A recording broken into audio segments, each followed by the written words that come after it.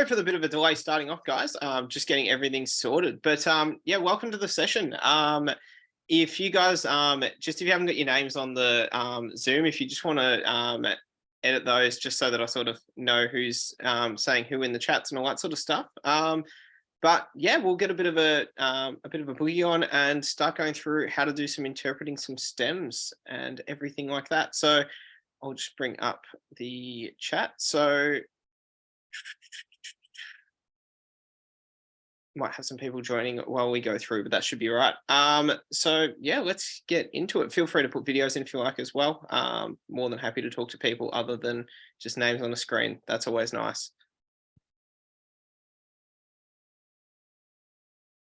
So before I get into sharing the slides and everything, just to get a bit of an idea about everyone. So jump in the chat. Who's sat the GAMSAT before? How many times in the past? Any sort of struggles you find? Any of those sorts of things? Chuck it up in the chat and let me know. Just so I can get a bit of an idea about where to sort of go through everything.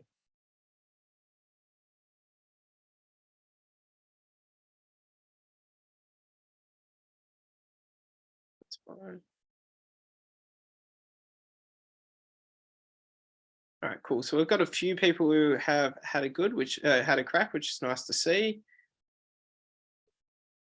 Yep, scores vary. Yeah, so that's definitely a big thing a lot of people see when they sit multiple times. So I sat multiple times as well. But hopefully something we can work on today, which would be really nice if we can get you guys a bit of consistency with breaking down stems and going through some things. So what I'll do, I'll bring up our slides that we've got today. Hopefully that's working. Awesome. Everyone can see that, can they? Just checking the chat, yay or nay.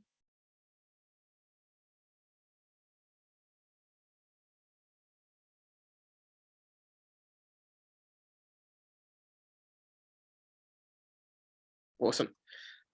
So how we're going to run today is basically I'm going to go through some slides. I've got some stems that I've grabbed, a couple off of our free LMS, so you guys might have used them before, and then a couple off of our other background things that we have as well. And basically these are mainly section 3 stems. So I'm just going to go through. Oh, can't hear me.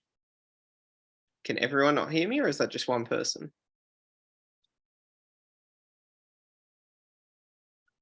Can everyone else hear me?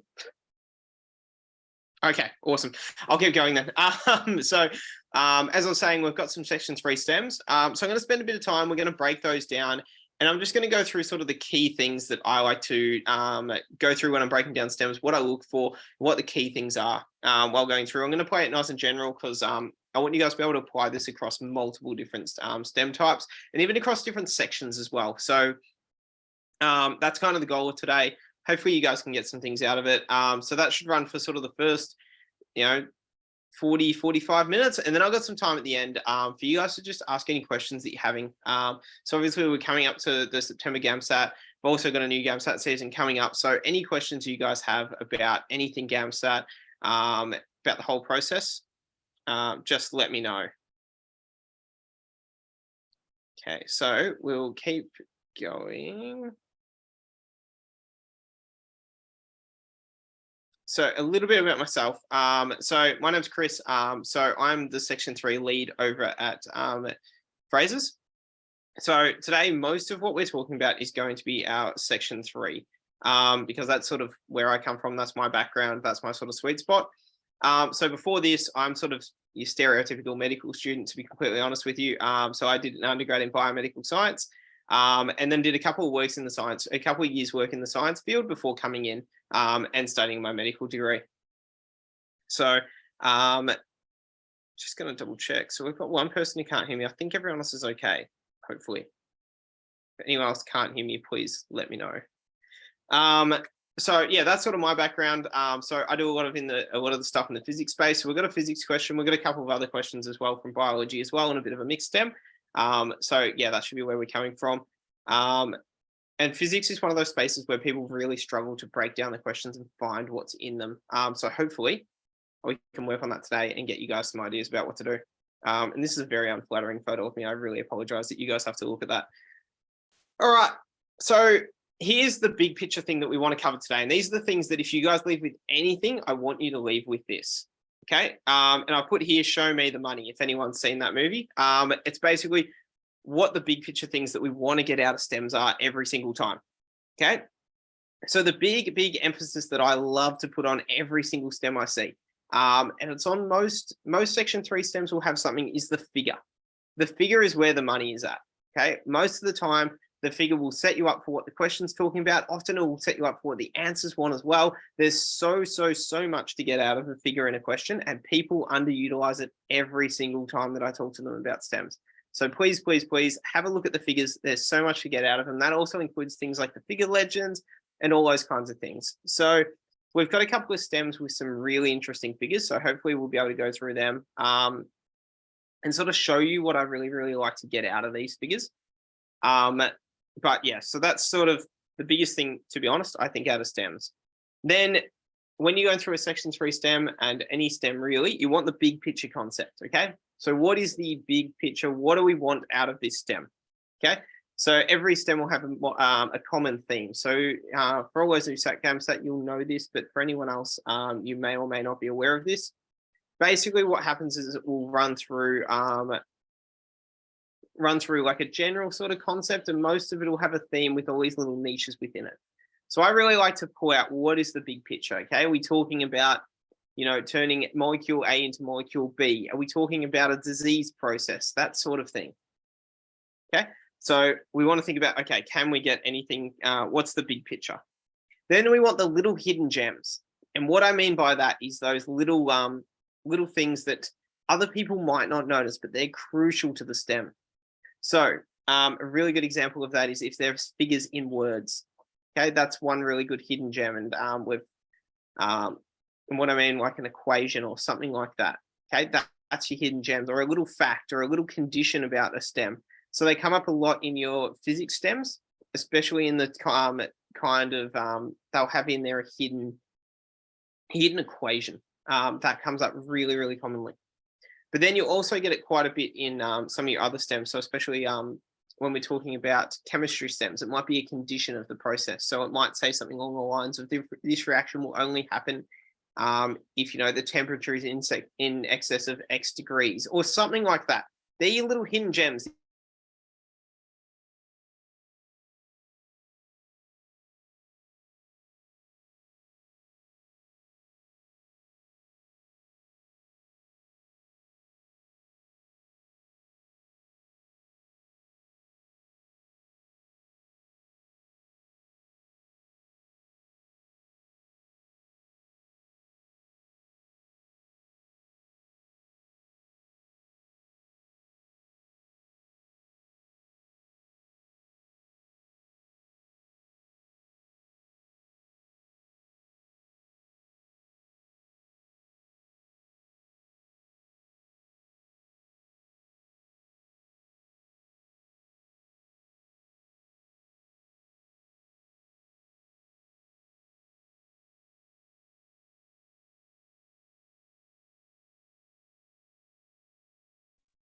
Sorry about that.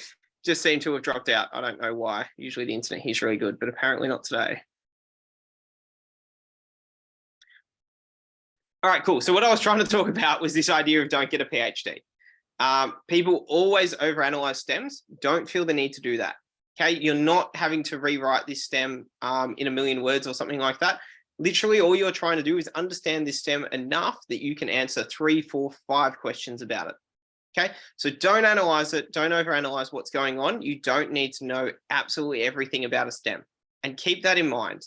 Okay, when you're reading through, a lot of people get stuck down and bogged down in those little details. Don't feel the need to do that. So yeah, so there are big things that we want to think about when we're reading a stem. So look at your figures, look at your big picture, look at your hidden gems, and don't overanalyze it. So I've got a stem here, and I want you guys just to have a quick read of this. I'll give you guys a couple of minutes, and just chuck up in the chat, what's your initial thoughts on this stem? Okay, and this is a stem that's out of our LMS. You guys might have seen it before. Not an unusual stem for this kind of GAMSAT style stem. So just let me know, what are you guys thinking while you're reading this?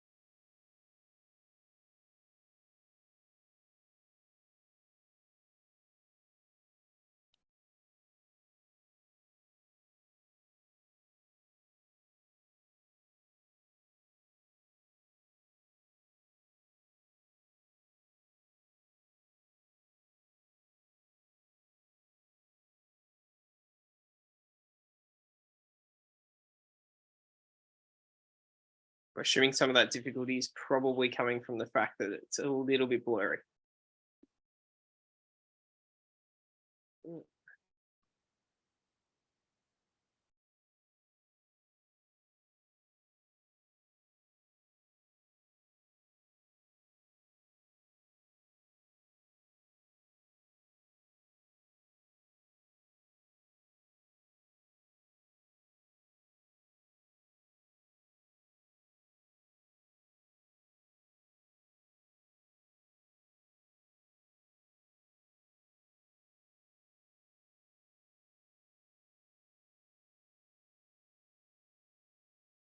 Yep. So it's a really, really wordy paragraph. So this is a common theme we see, especially bio STEM. So a lot of students, because a lot of people come from a bio background, they go, yep, got bio sorted.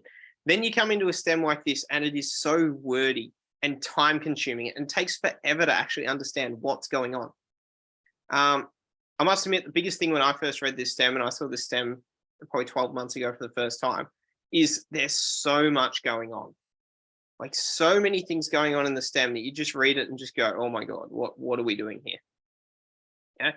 And most people will do this in the exam, and especially in the exam, you'll know it's a really stressful sort of environment. You might be, 2.5 hours into section 3 and you get to this STEM. You've already written 2 essays. You've already talked about poetry and analyzed a cartoon. And then you get to this STEM and you just go, I give up. This is just so much. I don't want to analyze it. My brain can't read it. I'm just gonna give up and answer random questions. Okay, really, really common. And basically, what I like to try and teach people, and what my strategy is we want it to be second nature to do all of this breaking down and simplifying and all those kinds of things. So when you get to this, you're not as tired. You want to be able to just jump into the STEM and straight away have a go at it. Okay. So we'll have a bit of an analyze this, and I want you guys to just think about how you're going to interpret this on the actual day, and sort of strategies on how to make things easy on yourself. And you'll probably notice at the start I had it up on the top slide, making life easy. That's the whole idea, is try and make your life as easy as possible on the day, so you don't have to think about all these little stupid things and you can just jump straight in and do the STEM. Okay, so first thing I want to look at is this figure. So it's a really, really full-on figure, as you guys would probably notice.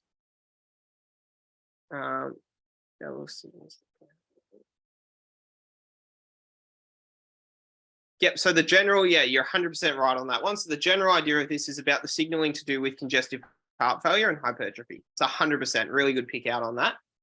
Okay. And on that note, what I want to do out of this figure is get the general big picture idea about what's happening. So you can do that either with the whole STEM thing, but also in figures as well, especially these like really flowcharty sort of STEM kind of things where there's a lot going on in a figure and you don't have the brain capacity just quietly to try and actually figure out what's going on exactly. Okay. So the big thing I like to start to look at is, okay, what is the start? What's the end? So this works really well in bio and chemistry style STEMs. So if we look at this, what are our starting points? Okay, so our starting points are going to be angiotensin, noradrenaline, calcium, and IGF-1. Okay, awesome.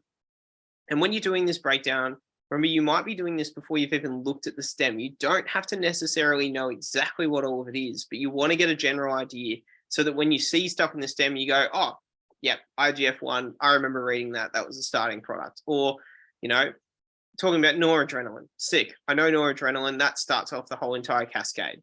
That's awesome. And then you want to have a look at your end product. So what's your end goals here with everything that's going on? And it seems to be the end goal of everything that's happening here is all about this mRNA to hypertrophy to do with like this bottom half in reality. That's sort of the end goal of all of these, CNs and NFAT3s and all of those sorts of things. The whole entire goal of it is make hypertrophy through mRNA and transcription factors. Okay, that would be my basic breakdown of this this figure, just to sort of give me an idea about what's going on. The other thing that I would notice on this, and the other thing you want to think with these kind of things, is can I compartmentalize things? So can I put everything into little neat boxes and make my life nice and easy while I'm interpreting this? Okay.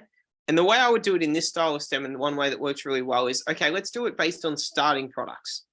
Okay. So if we look at, I'll use some different colors here because why not? Say we look at this first starting product here, angiotensin, tensin 2. Okay. All of the things that are to do with angiotensin are on this left side. Okay. Yep. There's some crossover here between them, but we'll just kind of ignore that for the minute. So everything to do with angiotensin is the left side. Okay. And obviously on the exam, you guys can't draw, but it's just a good thing to sort of show you guys here. So now if a question comes up and says, one of the options might be angiotensin increases the amount of PKC. Okay, for an example, is something random, you can instantly go, I remember that was the left side of the graph. Look at the left side of the graph, blah, blah, PKC, done. Okay, we're making our lives nice and easy for when we get to that stem, 2 hours, 2.5 hours into section 3, and we don't have the brain capacity to just try and figure things out. We're breaking it down, we're simplifying things. And we do the same with other things here. So if we look at our calcium and noradrenaline, that's basically everything to do with here. Okay, basically all of this stuff is our noradrenaline and our calcium starting points. So again, if it talks about adjusting noradrenaline, adjusting calcium, or something within that loop, we can pretty easily go, okay, cool, that's mainly on that middle section there. Let's start looking there instead of trying to reinterpret everything once again. And same with our IGF-1. It's mainly on that right-hand side. Okay, does everyone get that one? Does anyone have any questions about any of that?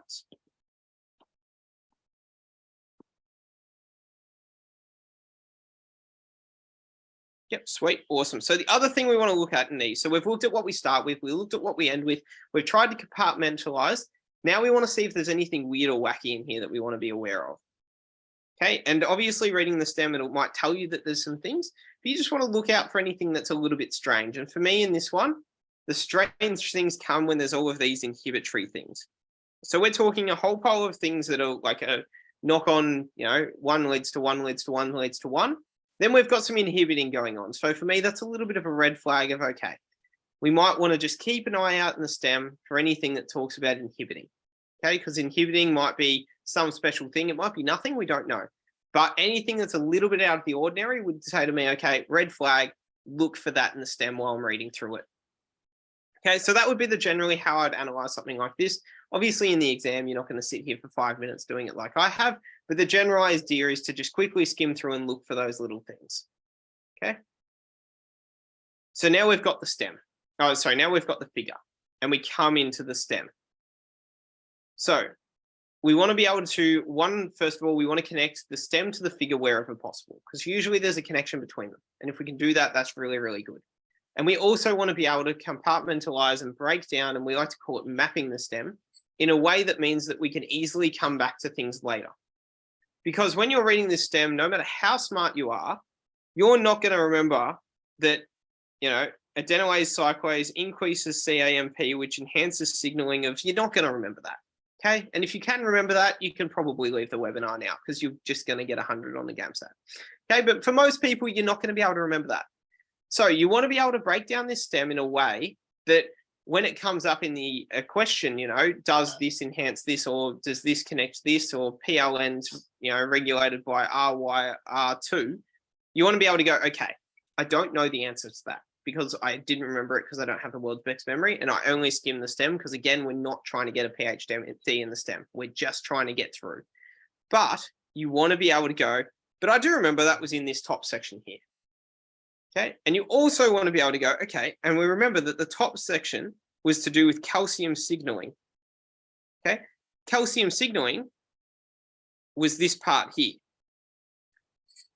So if you know, okay, cool, something to do with calcium signaling, I can look first paragraph and this bit here, and that will tell me the answer, or tell me, what I need to do with the answer. So you want to sort of do those sort of mapping, and you can do the same with everything here, because this is generally how stems are going to be arranged, is that the figure and the stem complement each other.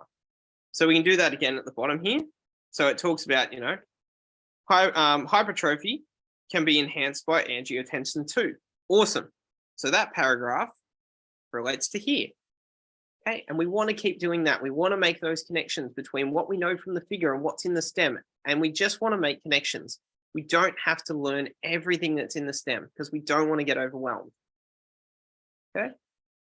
And then when we read through this last paragraph, so remember we've had a look at the stem, and you can make your choice on whether you look at the figure first or the stem first. That's up to you.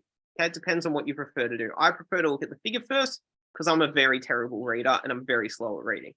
Okay, some people prefer to read the stem first, then look at the figure and maybe go back and forward, whatever you're into, whatever you prefer.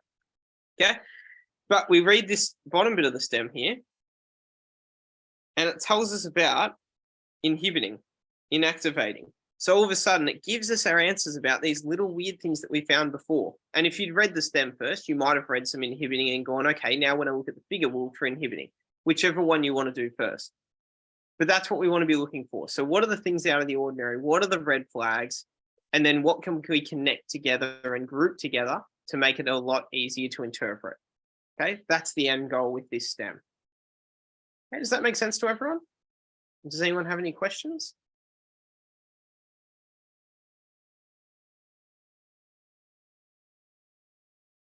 Beautiful. Again, if you have any questions, feel free to write them down. We'll have some time at the end anyway, so it should be fine. Okay, so I've got another stem here. So how long should this, so roughly how long this should take during the GAMSAT? So basically during the GAMSAT, you've got on average about 2 minutes per stem in section 3.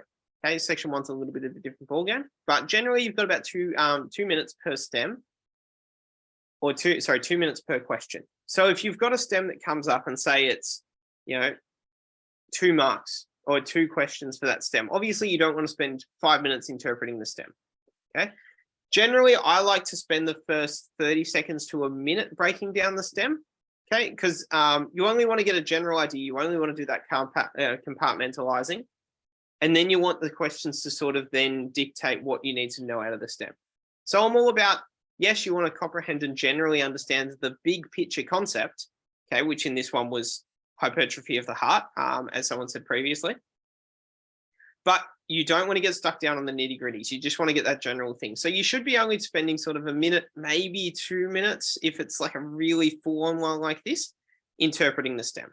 That would be my go-to anyway. But as you do more and more questions, and at this point, if you guys are sitting in September, you want to be doing questions from sort of now on to the leading up to the exam. That's how probably the best way to get used out of your time. You'll get quicker and quicker and quicker as you learn to quickly connect dots, compartmentalize, all of those sorts of things. Okay, but to answer your question, sort of 1 to 2 minutes for breaking down a stem. All right, so we've got this question here, and I mainly put this one in here because this is a really good example of those hidden gems that we were talking about. Okay, so we have a bit of a read through this stem. It's a pretty short stem, and it doesn't have a figure. So that sort of saves us time because there's no figure to interpret either. Okay. Who can find the hidden gem in this? Have a quick read through. Is there anyone who can pull out the hidden gem that's hidden in here?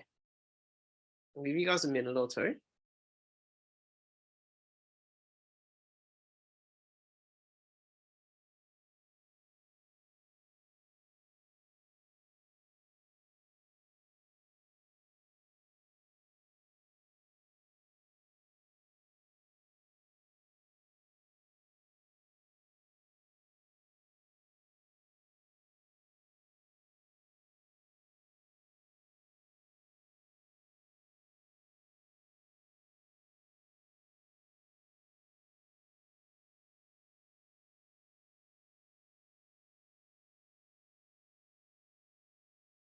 All right.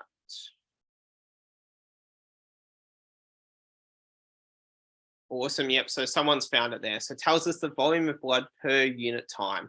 Awesome. That's great. So I'll break that down for everyone and show you guys how I would break this stem down. So again, I get to a stem, and being a sort of physics-minded person and someone who hates reading, again, despite there being no figure, I will still usually have a look at, oh, don't know what happened there, this bit first. That's not the best color. Let's go a red. This bit first, okay? I don't have to understand it completely. But if I look at this, it tells me that it's a question about pressure. Okay, so I look at, where internal pressure of the fluid, density of the fluid, and velocity of fluid. So you're talking things to do with fluids and pressures. Okay, may not know anything about volumes, pressures, fluids, but it doesn't matter. I know what the general theme of this STEM is now. It's fluids. Awesome. So having a read through. Okay, and we're looking for anything that gives me a bit of a red flag. So we know it's a fluid STEM. We know we're talking about volume. Okay, so the human cardiovascular system is a closed system. So that, to me, one of the few times in a GAMSAT style STEM where it actually has some useful information in the first sentence, because to be honest, usually it's pretty terrible in the first bit. So it's a closed system. So what this basically means, what goes in must come out. Sweet, cool. We've got some sort of condition to do with the circuit now. Okay, so basically what that's meaning is we've got a heart, comes out, goes around the body and comes back in the heart. So what goes in must come out. Okay, so here, doesn't matter where I measure it, we're talking the same amount of general fluid throughout the system. Okay, so and then it tells you about what a heart does. You guys probably all know what a heart does. Most people do. Transfers oxygen around the body through capillaries with extremely thin walls and extensive cross-sectional area. I'm like, okay, cross-sectional area. That sounds like something I might want to use. Okay, then you've got this next sentence, and this is gold. And if you guys do this STEM at all, okay, if you guys see it at any point in time during any of your study, you'll see this is actually the key to answering one of the questions. Okay, volumetric flow rate of blood. Okay, so we'll just call that V flow. Within the system can be described as the volume of blood that passes. So volume of blood, what's the unit for volume of blood? Or volume of anything, it doesn't have to be blood. Okay, it's going to be meters cubed. Meters cubed, awesome, great job. So volume is meters cubed, okay, per unit time. Awesome. So we now have a unit for volume flow. And this is where physics questions are awesome and where a lot of people lose the things that really, really make the difference. Units can be turned into equations. And this is a really key part of anything to do with physics, okay? We have this thing here, okay? Volume flow rate.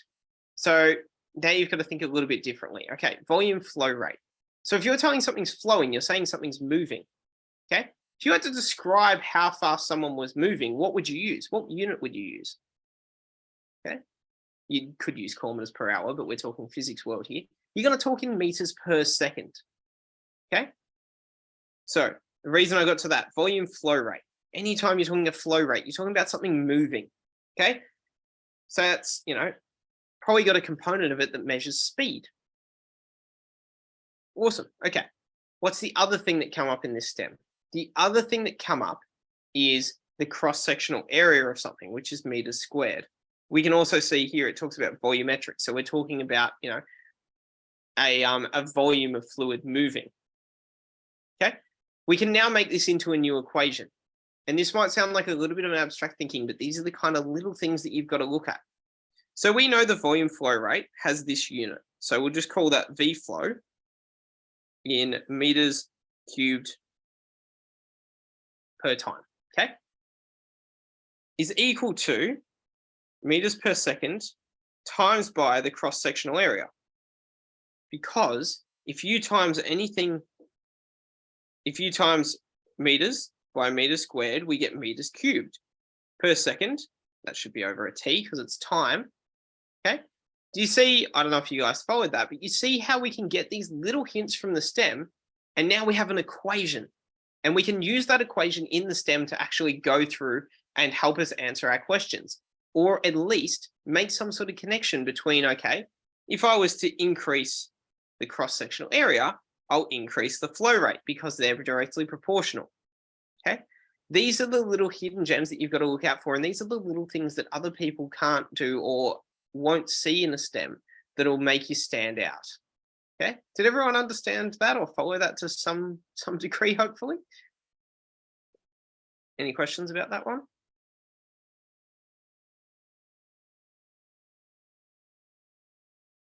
Awesome.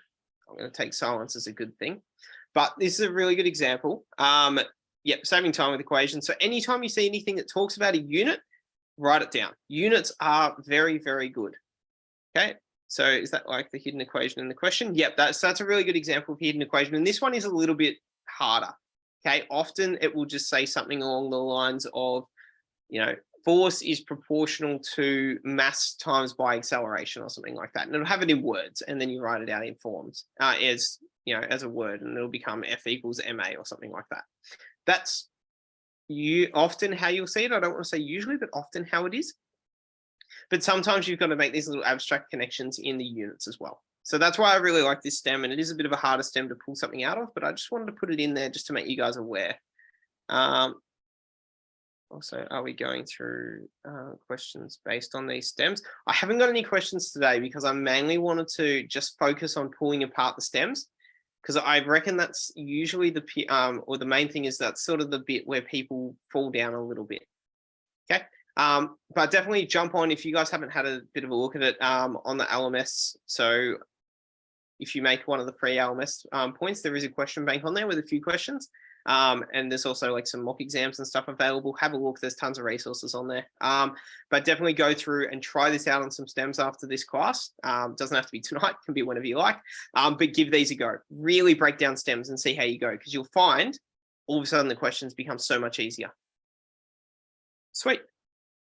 So I just wanted to do one last stem.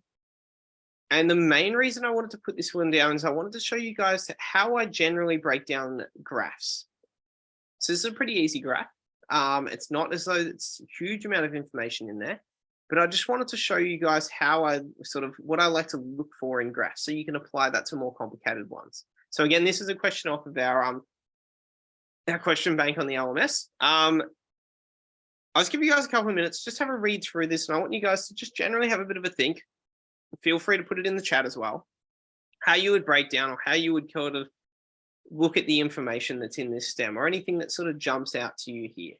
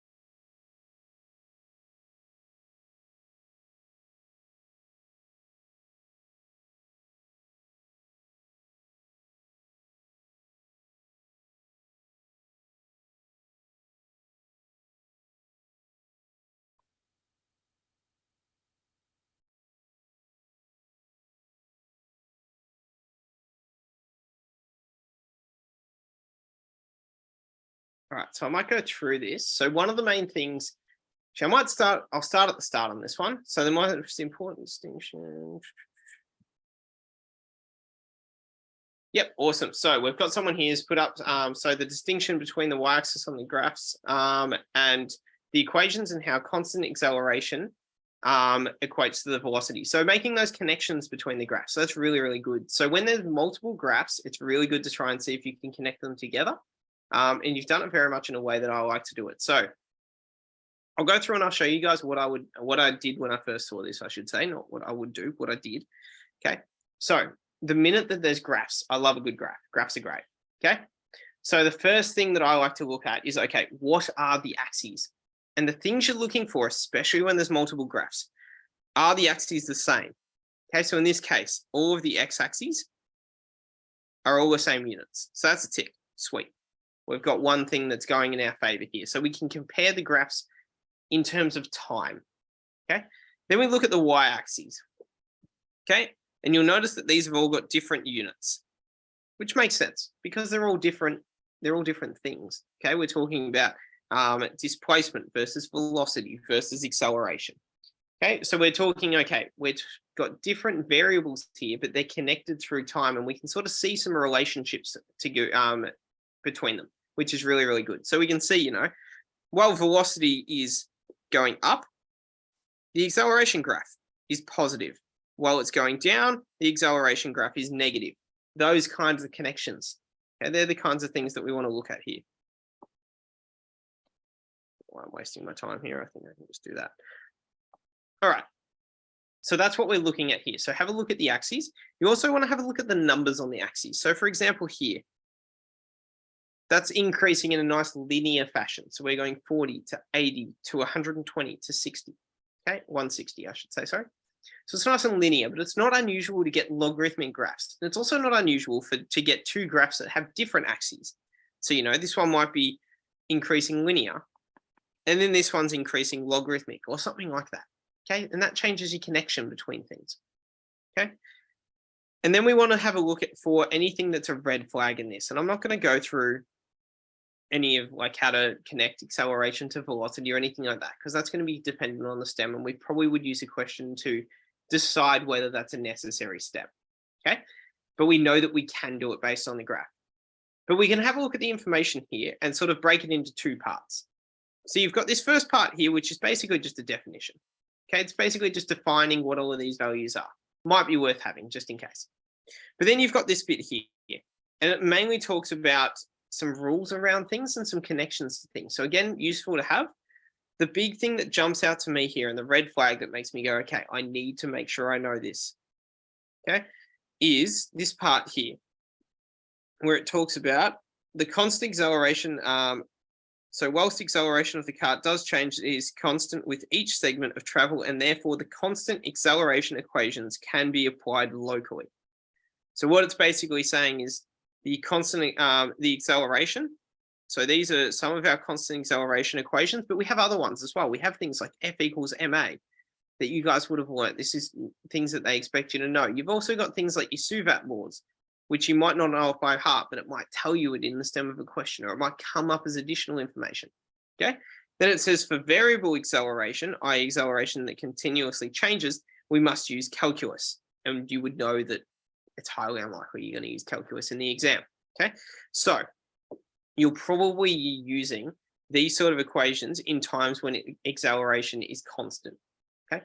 And this will also play into some questions might be asking you about constant acceleration and those kinds of things too. So these are the kind of red flag kind of jump out to you conditions of the stems. These are the sorts of things we want to listen out. So is there any conditions? Okay.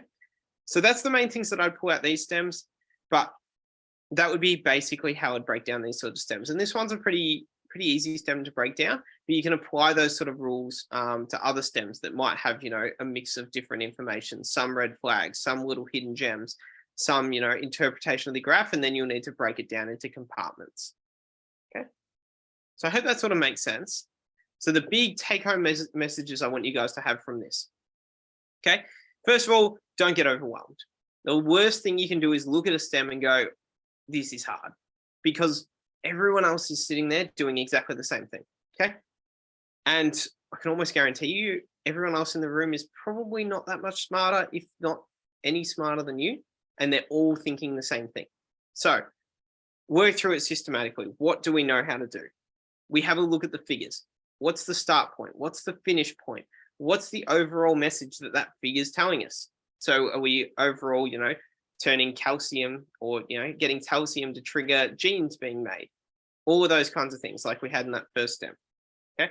And then you want to have a look at the stem in general and the figure and sort of everything in general and look at the big picture. So what's the main idea that we're talking about here?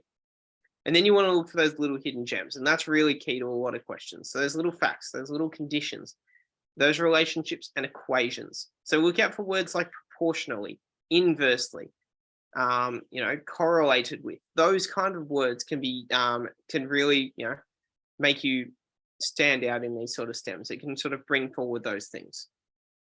Okay. So that's the major thing that I want you guys to take home from today. But yeah, I hope this has been somewhat useful for you guys. I'm sorry we did start a little bit late, but hopefully it gives you a bit of an idea about where to start with stems. I really encourage you guys after this, go and find some stems. There's tons of resources around, okay, whether you jump on the Fraser site and have a bit of a look, whether you can find them through other sources, whether you use the GAMSAT papers as well. sorry, ACER papers, I should say. They're really good resources as well. But just give this stuff a go. Have a go at breaking down stems and really getting into things and seeing what you can find. But yeah, that's the main thing that I want to talk to you guys about. If you need anything, if you want to sort of have some information about, maybe getting some more questions or having a go at mocks and things like that, feel free to contact us. Love hearing from people. Don't feel like you contact us and it's like a gym membership and we try and track you down. We basically just want to get people out there and get people doing the exam and doing as best as they possibly can. So yeah, that's the main part of this presentation that I wanted to talk about. But does anyone have any questions that they want answered? Feel free to ask away, whether it be in the chat. So are there specific contents and equations we should know for section 3? Definitely. So some of the key things that you should have. So I showed you guys an equation earlier, so that F equals ma.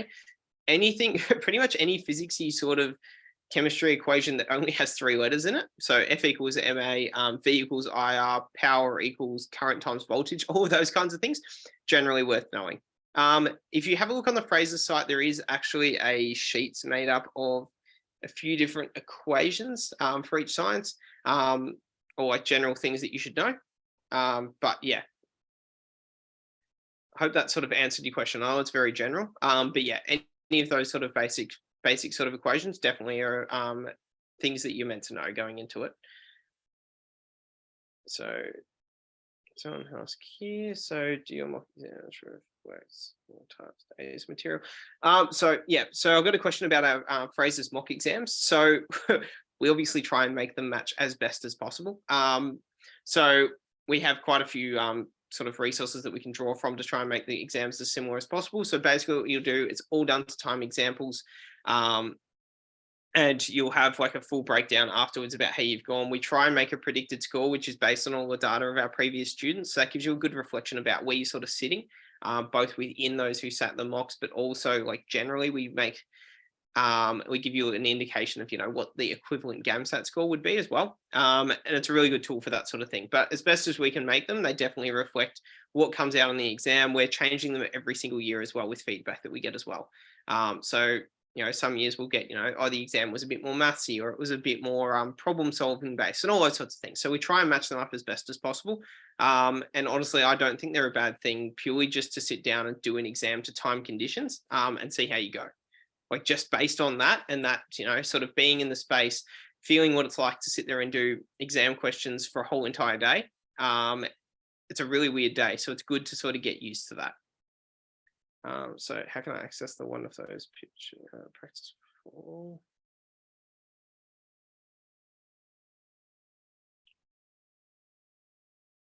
So I've got here, so I've got a couple of questions. So first of all, talking about fatigue during the exam. Okay, it is a long day, a long day. So I've sat it multiple times because I was a little bit slack with the studying on the first couple of tries. So biggest thing that I found, go in with some sort of plan for the day. So go in, either bring your lunch or have an idea about what you're going to have for lunch. All of those sorts of little things make a big difference. Okay, during the actual exam, give yourself some breaks. Okay, so the so section 3 goes for a couple of hours. Don't be afraid to get up and go to the toilet or have a quick drink break or something like that. Yes, you're under time pressures, but in my mind anyway, you're better off taking a quick break and sort of recharging and being able to jump straight into questions than you are sitting there just fatigued and wanting to leave the room. Okay. The other thing, and this is going to sound really antisocial, if you have tons of friends at the exam, don't feel the need to go and talk to people, especially if you're the sort of person who, hates hearing about the exam afterwards, because you'll leave and everyone does talk about the exam. So for me personally, my last one, I left the exam and I went to a completely different part of the city. So I sat in Melbourne, I went to a completely different side of the city and sat there and watched people skateboard because it was a mind-numbing task. I could sit there, eat my food, have a coffee and, watch people skateboard instead of sitting there trying to listen to people analyzing the questions they'd just done. So taking it easy, giving yourself breaks, all of those sorts of things, and also getting used to that environment. So get used to sitting there, for 5 hours doing questions. Okay. Find out what works for you. Do you, work well if you take 2 or 3 walks? Does that save you fatigue? All of those sorts of little things. yeah, that would be the best advice I've got around fatigue. But yeah, it's definitely a long day. So be somewhat prepared for that. So I've got a question here about some access to some different things. So if you guys want to know anything about the mocks or want to jump on board, so we're starting our mocks from, I believe, this weekend might have been the first one. We've got a couple of different streams and a couple of different ones going. Definitely get in contact with some of the team. So if you jump on the Fraser's websites, there's tons of contact details there. You can also book in a session on the actual site. I was having a look at it today. So you can book in a session tomorrow where you actually talk to someone from the team, and they can organize and have a talk to you and see what's going to work for you. And we can kind of try and fit you into mocks and things from there. You can also get access to like some more questions through our question bank as well, if that's what you want. But yeah, if you feel like you need any questions or want to jump in and do the mocks, definitely get in contact with someone as soon as possible and have a crack at it. I definitely think it's worthwhile getting as immersed in things as possible. So awesome. What I might do, I might just put up. I'm just going to share my screen again.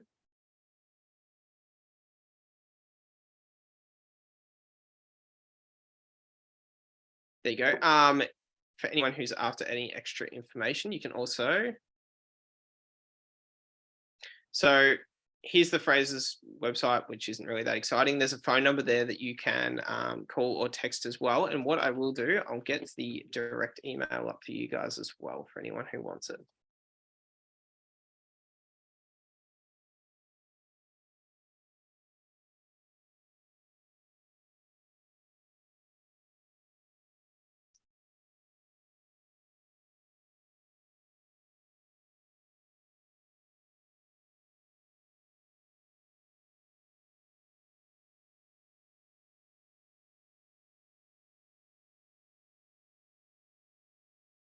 Well, geez, I'll just grab this and then I'll continue with the rest of the questions.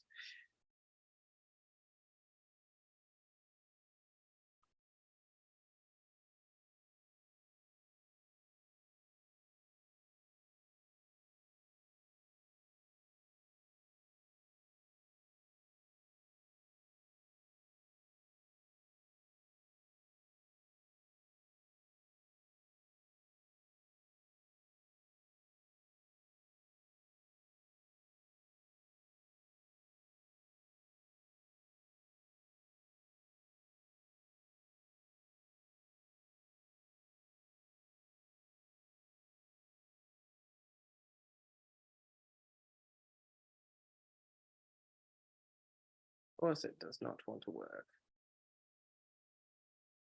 Oh, gee, my computer's just frozen. But anyway, while I'm looking for this, I'll just let you know about the mocks. So you can jump on and have a look as well. But basically, so what the mock exams are is it's a day where you'll sit down and, as it sounds, it's just basically a full mock. So there's the email address I was after. For anyone who. So what our mock exams are is you'll come, you'll sit down for a whole entire day and do the mock as you would on the day. So you'll do your section 1, then you'll do your section 2 straight afterwards. You'll have your break, you'll do your section 3, and it perfectly sort of matches what you're going to get on the day. And then after that, what we'll do is you'll receive a score. So we'll have someone mark your section 2. You'll mark your essay. We'll mark your section 3, section 1. I don't know why I specifically put out section 2, but we'll mark the whole exam and you'll get back a score. You'll get back sort of what you did right, what you did wrong. And then we have follow-up mock reviews, we call them. Okay. And basically what that is, it'll be someone like myself or someone on the team for each of the sections. So I can only really vouch for section 3, but you know, me and someone else and another person or whoever it is that's on that day, we'll basically go through the exam and go, okay, cool. This is a question you guys didn't do, you know, great as a cohort. this is the way that I would approach it. And instead of sitting there and just telling you how to do it, it'll be things like, okay, when I saw this stem, I looked at this and I went, cool, let's get to a 50-50 in this way. And it's those little cheat things that I don't want to say cheat, but those little things that we can do to sort of get you over the lines and sort of do the questions a bit easier and breaking them down and making things easier on the day. So that's basically what the mocks do. In terms of cost, I'm not 100% sure. I'm probably not the best person to talk to for that, to be honest. But if you get in contact with everyone, it might be better even if if you jump on that, you can contact people like that. And so that website there just has a contact link, and that's probably easier. You just submit a form and they'll get in contact with you. That's probably easier. But yeah, they'll be able to sort out the costs and everything. Depending how many mocks you want, you might want a private tutor in there, all of those sorts of things. They can sort of build you something up. I'm not 100% sure how much it is with the individual mocks, sorry. Oh, there you go. The mock exams start at $249, it looks like. But yeah, jump on there, have a talk to some people, and they can see if they can sort something out for you for sure.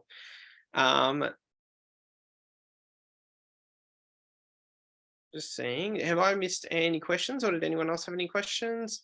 So in terms of the mocks, generally, there is some in-person ones, but also some online ones as well. And they're as you would expect on the day. So you just have your online quiz and all that sorts of things to do it.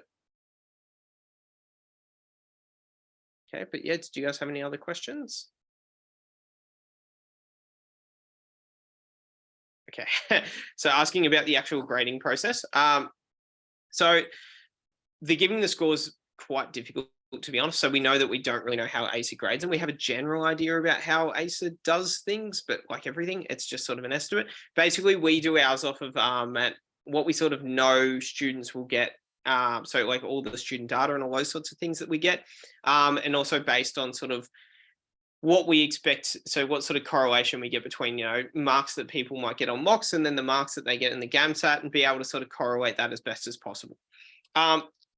I'm not 100% sure on the accuracy of anything like that. I'd have heard that it's pretty good. I don't do the data side of things, but that's generally how it's graded, is just off of those general idea about how we know what sort of scores would do, what that would sort of reflect in terms of a GAMSAT score on the day. That's generally how we get an idea on it. I know that's a very vague answer. Obviously can't tell you too much about the whole process. But yeah, we just generally go off of that. And as far as I'm aware, they're actually pretty accurate. So which is quite good. And it's good to just get your general idea about how you'd sort of look on the day as well. Awesome. Any other questions about anything to do with the GAMSAT? I know we're only a month away, so it can be a bit of a nerve-wracking time.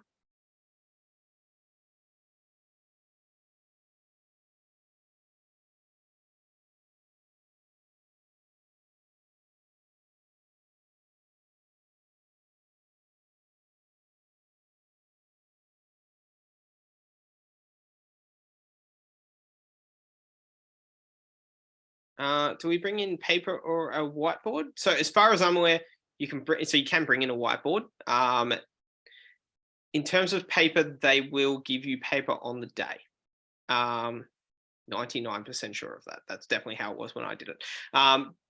Definitely refer to the ACER book. But in terms of whiteboard, you can bring in a whiteboard to use as well. I'm up to personal preference on what you'd prefer. I'll be honest, I prefer using paper anyway, but up to you what you prefer to do. But yeah, there will be paper there on the day generally. But any of that sort of detail, feel free to refer to the ACER manual, and don't 100% quote me on everything, but yeah.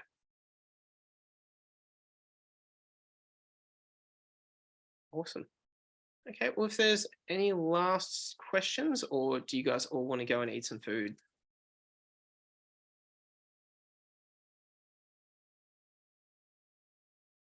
All right, cool. I might end it there then. But yeah, anything about mocks or anything like that, feel free, if you come up with any questions later, contact any of the people at the company through the site. They'll be able to help you out for sure. But yeah, other than that, I'll let you guys all go. Thanks for coming. I really appreciate it. I hope you guys got something out of today.